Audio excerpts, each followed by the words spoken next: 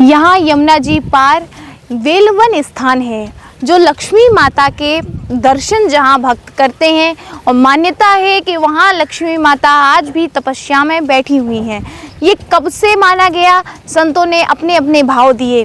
संतों का भाव है कि जब भगवान श्री कृष्ण का जन्म हुआ और जब वसुदेव जी मथुरा से भगवान को लेकर यमुना जी पार करके आ रहे थे, तब श्री लक्ष्मी जी भी भगवान के दर्शन के लिए आई, पर उस समय भगवान ने उनको वहीं रोक दिया और कहा कि आप यहीं बैठकर तपस्या करें, मैं जब दोबारा इस धरती पर आऊँगा तब आपको दर्शन दूंगा। तो आज भी मान्यता है, संतों का भाव है कि वहाँ लक्ष्मी माता आज भी बैठकर वहाँ तपस्या कर रही हैं। और केवल एक वेलवन नहीं, यहाँ उसके पास में आप देखेंगे मान सरोवर है जहाँ राधा रानी मान करके बैठ गई थी और भगवान ने उन्हें मनाया।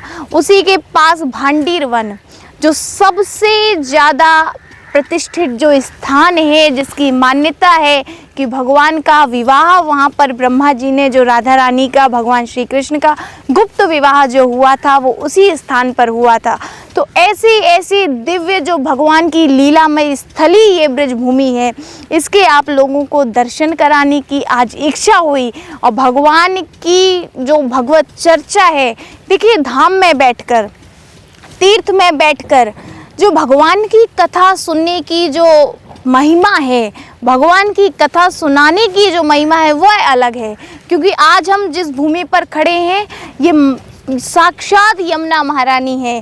क्योंकि यमुना महारानी की जब हम देखिए माँओं के पास बैठकर तो कथा सब सुनते हैं, लेकिन माँ की गोद में बैठकर कथा सुनने का जो आनंद है वह सबसे अलग है।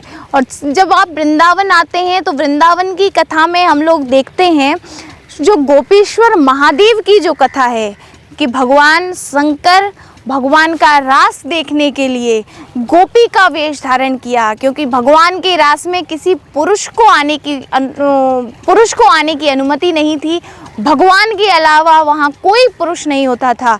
इसलिए शंकर भगवान ने यमुना जी में स्नान करके अपने आप को गोपी वेश धारण किया और यहीं पास से भगवान शंकर से गोपीश्वर महादेव का रूप रख के गोपी बनकर भगवान के रास में सम्मिलित हुए। उसके बाद भगवान की कृपा से भगवान के दर्शन करने के बाद श्री धाम वृंदावन में गोपेश्वर महादेव के नाम से जाने लगे, पूजित जाने लगे।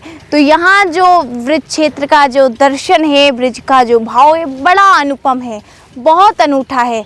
यहाँ आकर मन में जो शांति, जो शीतलता मिलती है, यहाँ का जो वातावरण है वह मन को पवित्र कर देने वाला है। तो सभी भक्तों से अनुरोध है कि जब आप वृंदावन ब्रज धाम आते हैं, जो ये गुप्त स्थान है, इनके भी दर्शन करके अपने जीवन को जरूर गौरवान्वित करें। राधे राधे।